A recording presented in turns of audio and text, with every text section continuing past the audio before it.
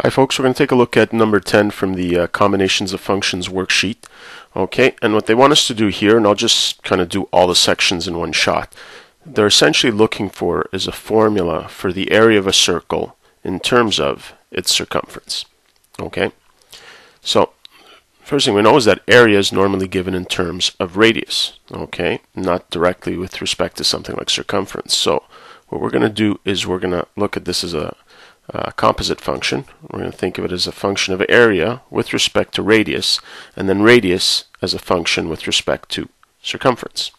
Okay, giving us what we need in the end, a function of area with respect to circumference. Okay, so I do know area is just equal to pi times r squared, so here r at c squared.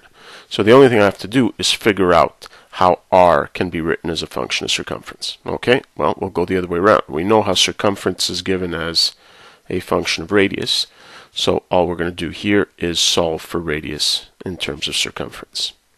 Okay, and now we can input this in to the equation that we have. So pi times, so r at c is given by c over 2 pi squared. And now we just simplify this, so pi times c squared over, and this will be 4 pi squared, and keep simplifying. This pi reduces one of the pi's in the denominator, and in the end we're just left with c squared over 4 pi. Okay, and we've achieved what we needed to achieve, which is the area given as a function of circumference.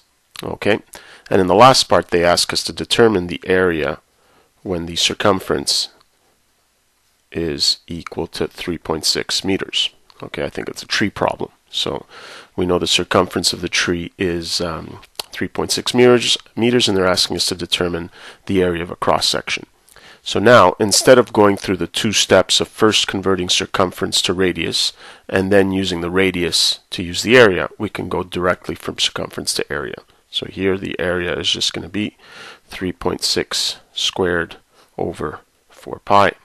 Okay, and so here, just calculate that. 3.6 squared divided by, make sure when you're dividing you put brackets around the 4 pi in order for the calculator to correctly interpret that. Okay, we've got about 1.03. So this is 1.03 meters squared. Okay, so if you come across a question like this, the idea is to use what you know. Okay, is that you know that you don't have area in terms of circumference, so you think of area in terms of radius, and then how do you write radius in terms of the actual independent variable, which in this case here was circumference. Okay, that's it for this one.